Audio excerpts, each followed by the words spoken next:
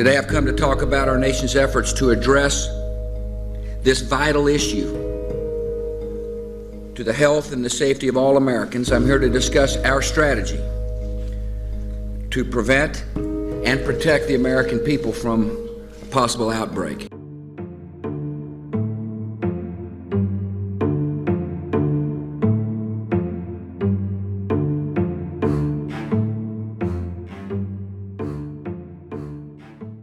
First, we must detect outbreaks that occur anywhere in the world.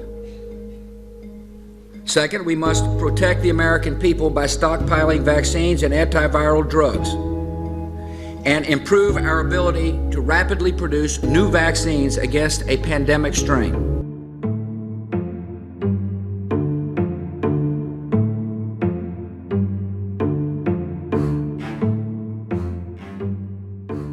We have to put in place an infrastructure, not just here at home, but globally, that allows us to see it quickly, isolate it quickly, respond to it quickly.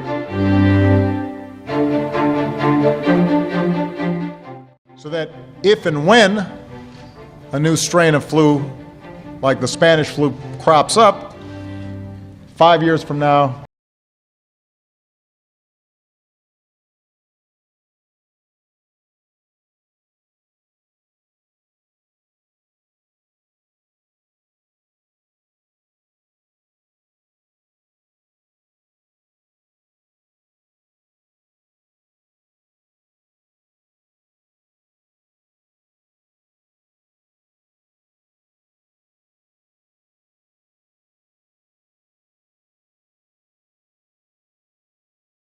I think an epidemic, either naturally caused or intentionally caused, is the most likely thing to cause, say, 10 million excess deaths.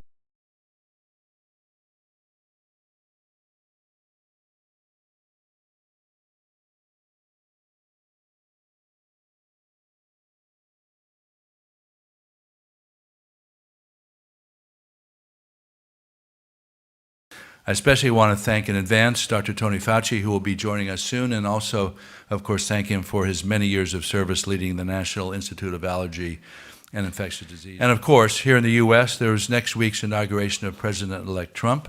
We're also increasing competition and reducing regulatory burdens so drugs can be gotten to the market quicker and cheaper. We're very much eliminating the middlemen. The middlemen became very, very rich. There is no question that there will be a challenge to the coming administration in the arena of infectious diseases, both chronic infectious diseases in the sense of already ongoing disease, and we have certainly a large burden of that, but also there will be a surprise outbreak. There will be a surprise outbreak. There will be a surprise outbreak. In New York today, the governor compared the pandemic to September 11th, calling it evil and stressing that people should continue to stay at home, even though there are signs that the curve may be flattening. 9/11 was nothing compared to this. We were open, waiting for patients to come who never came. Okay? Now, they just keep coming. And they're all ages. Don't delude yourself into thinking only the old will die or will get it. They're all ages.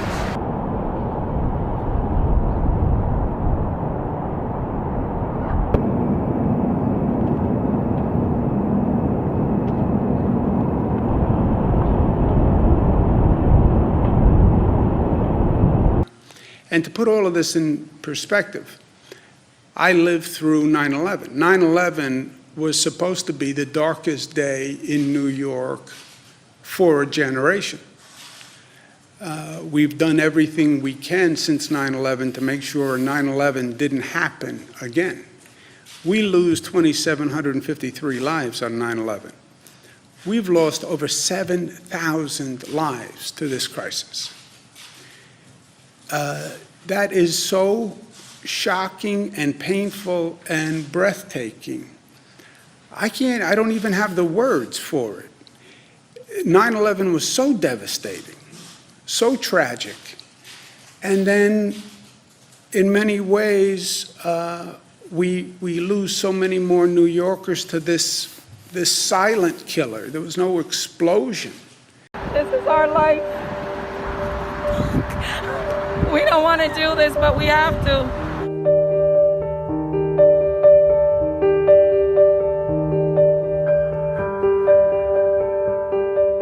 This is what's going on in Bellevue. They're making portable morgues. This is my life.